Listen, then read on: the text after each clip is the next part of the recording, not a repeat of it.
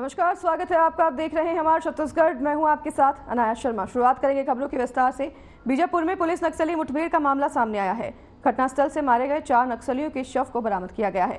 इसके साथ ही जवानों ने कुछ हथियार भी बरामद किए हैं। वहीं एंटी नक्सल ऑपरेशन पर DRG, CRPF, cobra, Bastar fighters और बस्तरिया बटालियन और सीएएफ के जवानों की संयुक्त टीम को निकाले गया है। तो वहीं आपको बता दें कि इस एंटी नक्सल ऑपरेशन पर डीआईजी और एसपी लगातार नजर बनाए हुए हैं।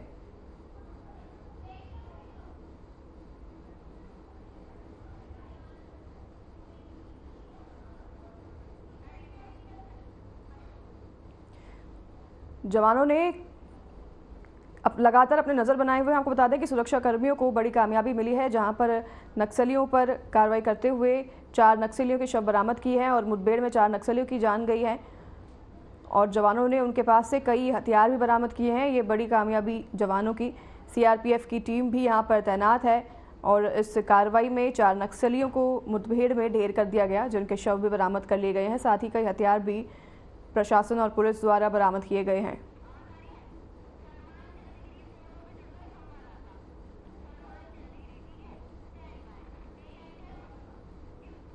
इस पूरे मामले पर हमारे संवाददाता सलमान चंद्रगिरी जुड़ गए हैं। सलमान, क्या कुछ पूरा अपडेट है, हमें दीजिए जानकारी।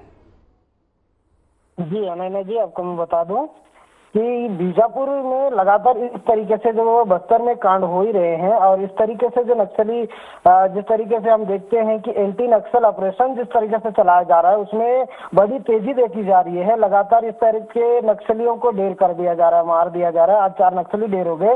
ये पूरा मामला है ओरछा के तरफ का है, जो एंटी नक्सल ऑपरेशन के लिए निकली थी, एरिया डेमोनेशन के लिए जब निकली थी तो उस समय की सुबह सुबह लगभग 6 बजे के आसपास की ये घटना है। इसमें जिस तरीके से हम देखते हैं कि लगातार जैसे एंटी नक्सल ऑपरेशन में इतनी तेजी देखी जा रही है कि कहीं ना कहीं एक तरीके से अगर अपन चुनाव की बात करते हैं तो ये चुनाव के माहौल में भी एक बड़ी डरावनी माहौल बन गई है, क्योंकि कोई भी राजनेता उस क्षेत्र में नहीं घुस पा रहा है। बीजापुर क्षेत्र से काफी डरे हुए लग रहे हैं। बीजापुर हो जाए तो सुकमा हो, बस्तर से थोड़ी सी डरावना लग रहा है क्योंकि प्रथम चरण का चुनाव आने वाला है। यहाँ अब देखी जाएगी कि किस टाइप का यहाँ पे माहौल बन रही है ना, उसको देखते हुए थोड़ा सा एक भय सा माहौल लग रहा है। जी सलमान, अगर बात करें कि ये कार्रवाई जो की है पुलिस ने, ये किस तरह से कार्रवाई की है? क्या उनको कोई गुप्त सूचना मिली थी जिसके आधार पर ये कार्रवाई करते हुए मुठभेड़ में 4 नक्सलियों को ढेर किया गया है? जी, जब ये इन लोगों को ऐसी एक अंदरूनी गुप्त उनको एक सूचना मिली थी, जिसकी वजह से इन लोग एरिया डोमिनेशन पर निकले थे, जो एंटी नक्सली ऑपरेशन के लिए उधर सर्चिंग के लिए जो टीम गई हुई थी, जो वो जाते समय अचानक वहां पे सुबह सुबह की ये घटना शामिल हो गई है। क्योंकि इन लोग ऐसी शक के दायरे पे गए थे कि वहां होंगे कि नहीं करके, लेकिन ये सच निकली है जो बातें उन लोग सुने हुए थे। जी ठीक है सलमान, बहुत धन्यवाद आपका हमें तमाम जानकारी देने के लिए। 4 नक्सलियों को आपको बता दें कि पुलिस के साथ मुठभेड़ में ढेर कर दिया गया है, जिनके शव भी अब प्रशासन द्वारा बरामद कर लिए गए हैं। इसके साथ आगे बढ़ेंगे खबरों में। देश में चुनावी शोर है और सभी पार्टियां अपना अपना वोट बैंक बटोरने की कोशिश में लगी हुई है। अपने लिए वोट बैंक बटोरने के लिए ये पार्टी सभी तैयारियां कर रही है। तो वहीं आपको ये भी बता दें कि दूसरी ओर पार्टी पर तंज कसने के भी पूरी मेहनत किया जा रहा है। सभी पार्टियां जीत के दावे भी जनता के बीच करती नजर आ रही है।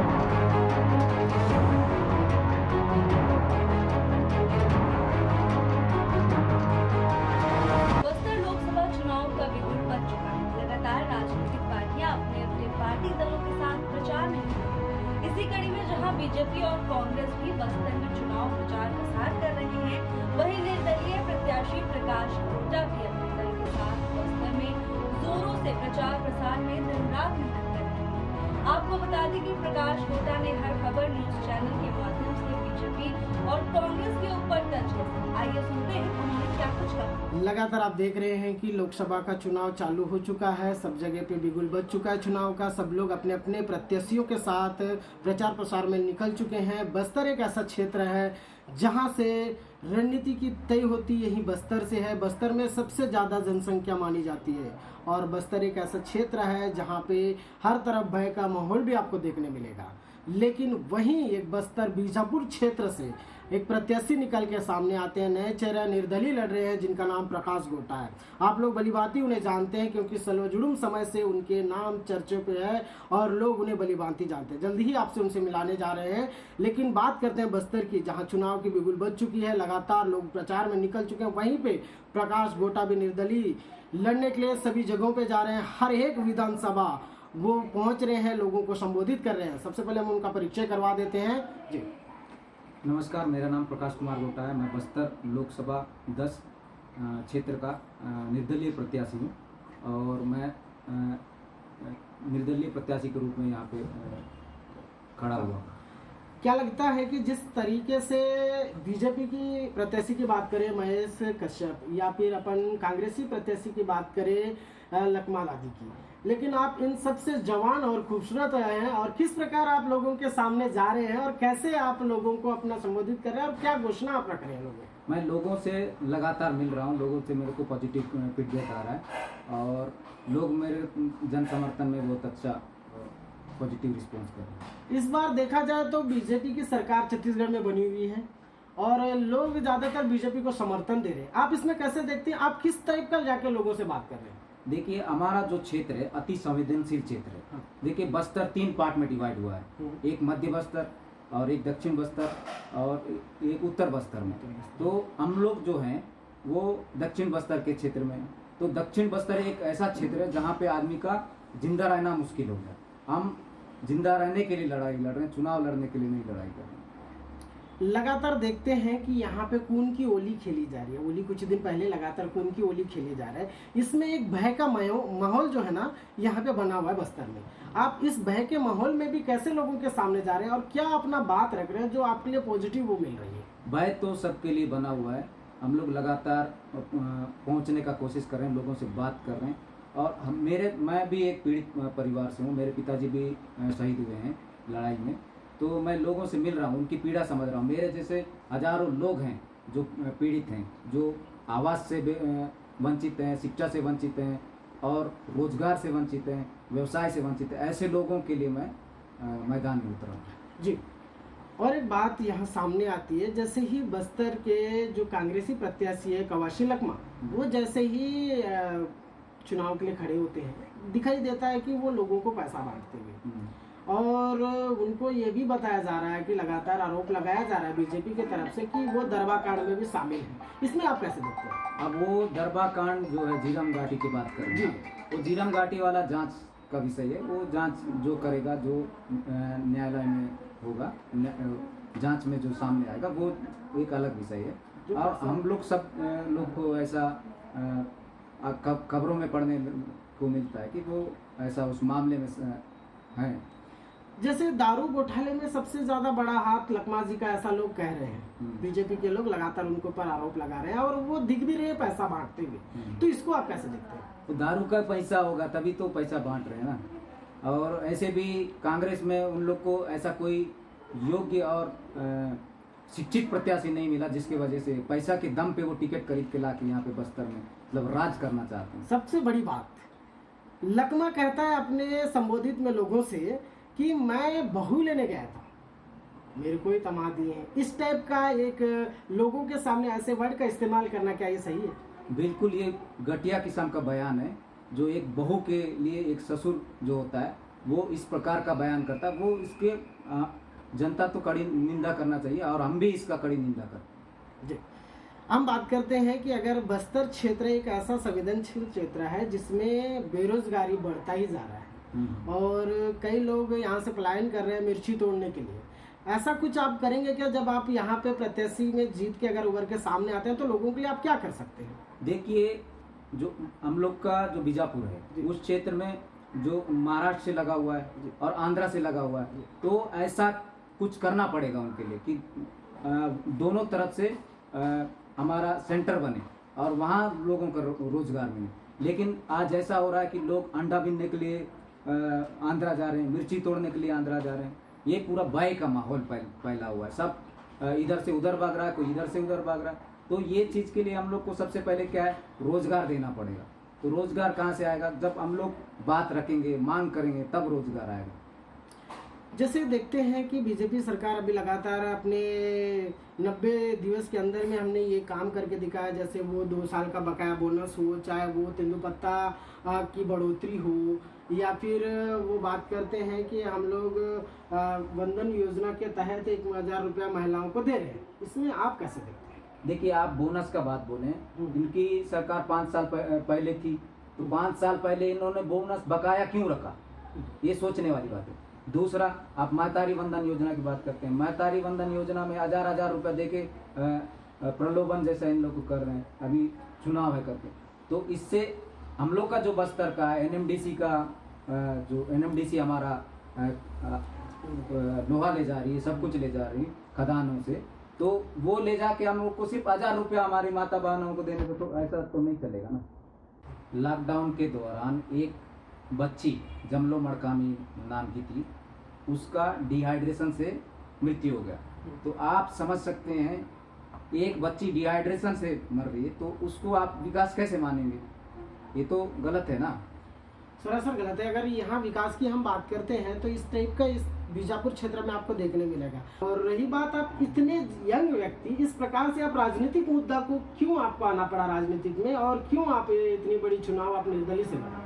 देखिए, मैं शासन प्रशासन से पीड़ित था, और बस्तर एक ऐसा क्षेत्र है जहाँ पे नक्सली आम आदमी को मुखबिर बोल के मार रहे हैं, और पुलिस आम आदमी को नक्सली बोल के मार रहे हैं। तो कोई भी गोली किधर से भी आके आम आदमी को, आदिवासी को लग रहा है। और मैं शासन प्रशासन से व्यवसाय के लिए हो गया या रोजगार के लिए हो गया, मैं मांग किया, तो मेरे को दर दर ठोकर खाने के बाद भी कुछ नहीं मिला। आज मैं कलेक्टर ऑफिस में जाता हूँ, उसमें जानवरों की तरह व्यवहार किया जाता है। तो इस ऐसे मेरे जैसे बहुत लोग हैं जो पीड़ित हो रहे हैं, प्रताड़ित हो रहे हैं, तो उन लोगों के लिए मैं सामने आया। आप लोगों के हित के लिए काम करना चाह रहे हैं और लोगों के लिए ही आप खड़े हैं, लेकिन सबसे बड़ा सवाल यहाँ उठता है कि बस्तर के लोगों के लिए, बस्तर के जनता के लिए, जिस टाइप का हम देखते हैं कि एक संवेदनशील क्षेत्र होने की वजह से लोग हर एक विकास कार्य से पीछे हैं। आप विकास कार्य को बीजेपी के सरकार के द्वारा बहुत बड़े वादे किए जा रहे हैं, कांग्रेस के सरकार के द्वारा भी हमने बहुत बड़े काम किए हैं, ऐसा उनका मानना है। लेकिन आप तो बीजापुर के निवासी, आप इस चीज़ को भली भांति जानते हैं, तो उसमें हम ये देखना चाह रहे हैं, ये बताइए आपकी किस टाइप का इनकी विकास कार्यों को आप देखते हैं? क्या मूलभूत सुविधा उन बूथ तक पहुँचा है या उन ग्राम पंचायत तक पहुँचा है? आप क्या देखते हैं इसमें? देखिए, मूलभूत सुविधा में क्या आता है, सबसे पहले तो सड़क, पुलिया और आपका स्वास्थ्य और शिक्षा, ये तो आधार है विकास का। तो स्वास्थ्य का आप बीजापुर में देखो, कोई भी हॉस्पिटल में देखो, वहाँ पे ना डॉक्टर रहते हैं ना और कोई अन्य स्टाफ रहता है। पर इससे पहले थोड़ा बहुत ठीक था, अभी तो और बदतर हो गया। ये थे प्रकाश गोटा, जिनसे हमने अभी रूबरू करवाया था, और लगता है इस बार का चुनाव में कुछ और ही रंग देखने के लिए मिलेगा, क्योंकि बस्तर से लगातार जिस टाइप का दिग्गज नेताएं सामने आ रहे हैं, वैसे ही एक प्रकाश गोटा भी एक ऐसा चेहरा है, क्योंकि उनको सलवा जुड़ुम से जानते हैं लोग। 2005 से लगातार ये लोग प्रकाश गोटा सामने आ रहा है। कहीं ना कहीं हम देखना ये होगा कि 19 तारीख का जो प्रथम चरण का जो चुनाव है बस्तर में, उसमें क्या रिजल्ट आते हैं, और किस टाइप का जब सरकार बनेगी तो उसमें प्रकाश गोटा का क्या दायित्व रहेगा, और क्या उसने लोगों के बीच में रखा है, और क्या वो लोगों से संबोधित करके क्या उनका दिल जीत पाएगा, या वो अपने लिए वोटिंग ले पाएगा। तब तक बने रहिए हर खबर के साथ। मैं सलमान चंद्र। लोकसभा चुनाव की तैयारी जोरों शोरों पर चल रही है। वहीं चुनाव को लेकर हर एक राजनीतिक पार्टी प्रचार प्रसार में जुटी और एक दूसरे पर आरोप प्रत्यारोप लगा रहे हैं।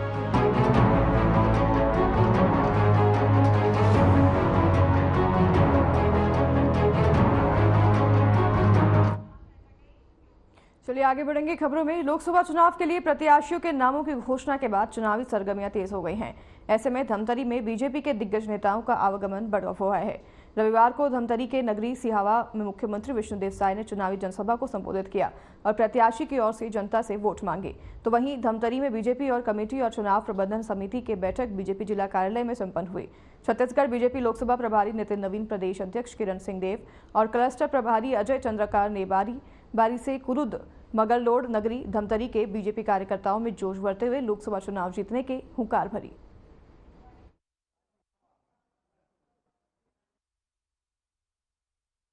कल भी हम महासमुंद के बैठक किए थे लोकसभा डिस्ट्रिक्ट में, और 4 विधानसभाओं की कल बैठक किए थे। आज एक महासमुंद के दृष्टि से धमतरी के इलाके में 4 विधानसभा की बैठक की और हर लोकसभा वाइज हम लोगों ने जो रणनीति बनाई उस रणनीति में कार्यकर्ता को पूरे कार्यक्रम के साथ नीचे उतरने की योजना पर चर्चा किया। और हमारा मानना है कि जिस प्रकार से जनता में उत्साह है, कार्यकर्ताओं में जो जोश है और जिस प्रकार से हमारी सरकार ने पिछले 10 वर्षों में काम किया, हर गरीब के घर में खुशहाली लाने का जो प्रयास किया, चाहे वो अन्न योजना हो, आयुष्मान योजना हो, चाहे प्रधानमंत्री आवास योजना हो, चाहे शौचालय योजना हो, चाहे उज्ज्वला योजना हो, ऐसे अनगिनत योजनाओं से इस देश की जनता का सेवा का काम जो नरेंद्र मोदी सरकार ने किया है, उससे पूरे देश में जनता में उत्साह है। और शायद बहुत वर्षों बाद, मेरे को नहीं ध्यान में है कि किसी समय चुनाव होने जा रहा हो, जो सत्ता में बैठा हुआ पार्टी हो, उसके प्रति इतना ज़्यादा उत्साह का वातावरण। और यही कारण है कि हम लोगों ने नरेंद्र मोदी जी के नारे को 400 पार आज हम कह पा रहे हैं, तो कहीं ना कहीं जनता पे वो विश्वास मिल रहा है। और पिछले 100 दिनों में जो विष्णु देसाई की सरकार रही है, उसने अपने 100 दिनों में जो मोदी की गारंटी को पूरी तरह से जमीन पे उतारा और बड़े पैमाने पे लाखों लोगों को लाभार्थी के तहत जोड़ा।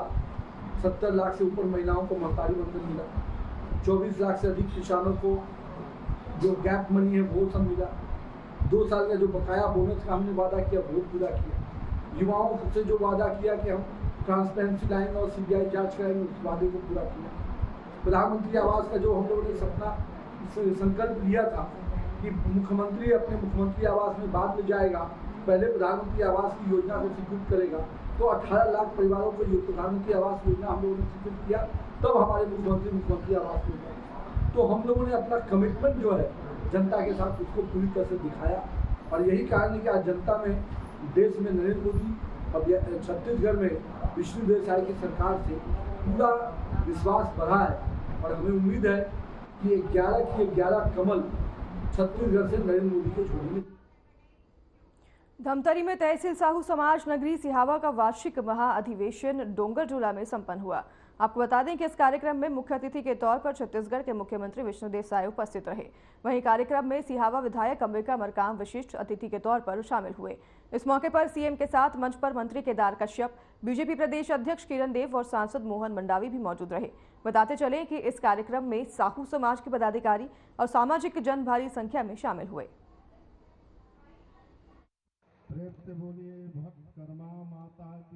सीएम साहब हमारे बीच में आज 31 मार्च 2024 को डोंगरझूला परिक्षेत्र फरसा पानी के माध्यम से जो कार्यक्रम हो रहा है, यहाँ पर हमारे सामाजिक कार्यक्रम वर्ष में एक बार होता है, जिसको हम महासभा कहते हैं, महा अधिवेशन भी बोलते हैं, जिसपे हमारे पूरे 80 गांव के सामाजिक बंधु एक साथ जुटते हैं। और ये कार्यक्रम ऐसा कार्यक्रम है जो 8 वर्ष के अंतराल में 9वें वर्ष मिलता है। अब इसका विशेषता यह है कि हमारे तहसील में 9 परिक्षेत्र हैं, जिस कारण से हर परिक्षेत्र को इंतजार करना पड़ता है 8 वर्ष, तब ये अवसर मिलता है। और ऐसे पुनीत अवसर पर सभी उपस्थित होते हैं और अपने जो भी वर्ष भर के चर्चा परिचर्चा पर, और उसी महाअधिवेशन में हमारे एक कार्यकारिणी के माध्यम से चर्चा आई, क्यों ना हम हमारे प्रदेश की मुखिया से संपर्क करें, प्रदेश की मुखिया को हमारे इस महाअधिवेशन में आमंत्रित करें। तो इसमें हमें सफलता मिली। आज आप सभी यहाँ पर देख रहे हैं, आप लोगों का प्रचार प्रसार भी काफी रहा। तो इसमें आदरणीय विष्णु देसाई जी हमारे प्रदेश के मुख्यमंत्री हैं और उनकी चर्चा काफी हो रही है। और वे ऐसे कुशल वक्ता हैं जिन्होंने अपने शब्दों के माध्यम से हम सबको वशीभूत कर दिए। और हम तहसील साहू समाज नगरी की कुछ विशेष मांग, जैसे कि हम लेते हैं उस पर के एक 27% आरक्षण, और हम लोग तहसील साहू समाज ओबीसी समाज से बिलोंग करते हैं। प्रतिवर्षानुसार इस वर्ष भी आज 31 मार्च को तहसील साहू समाज नगरी सिहावा के द्वारा महाधिवेशन कार्यक्रम रखा गया है, जिस पर हमारे प्रदेश के यशस्वी मुख्यमंत्री माननीय विष्णु देसाई जी का आगमन हुआ था। उन्होंने हमारे आमंत्रण को स्वीकार कर उपस्थित भी हुए और हमारी मांगे, साहू समाज की बहुत बड़ी परिसर है साहू सदर नगरी में, वहाँ 50 सीट छात्रावास की, और दूसरी प्रमुख मांग है हमारी 27% आरक्षण की प्रदेश में लागू की जाए। तो चूंकि आचार संहिता लगी हुई है, इसलिए उन्होंने ऐसा कोई आश्वस्त मंच के माध्यम से नहीं किया कि मैं घोषणा करता हूं ऐसा कह करके।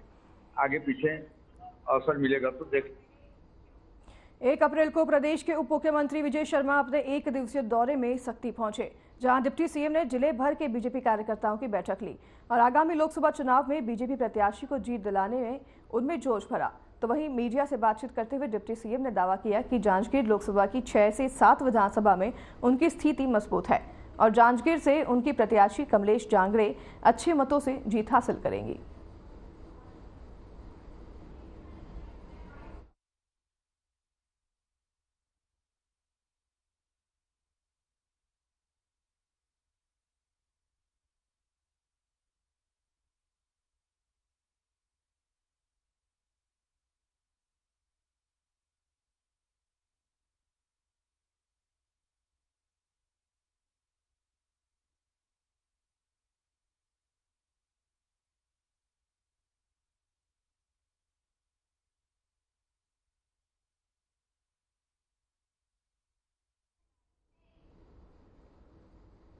इसी बीच रुकेंगे एक छोटे से ब्रेक के लिए, जल्द हाजिर होंगे आपके पास इस ब्रेक के बाद।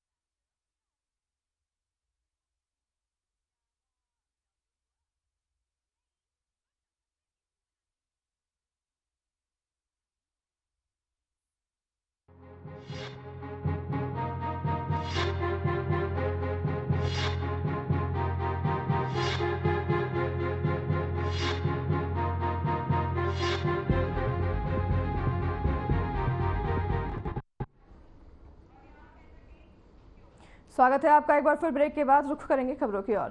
उक्त आशय के उद्गार अभावार्जित मध्य प्रदेश के पूर्व जनसभा स्वर्गीय विसाहुदास महंत की 100वीं जयंती शताब्दी समारोह के अवसर पर कार्यक्रम का आयोजन किया गया। तो वहीं राजीव गांधी ऑडिटोरियम टोपी नगर में कार्यक्रम का आयोजन किया गया।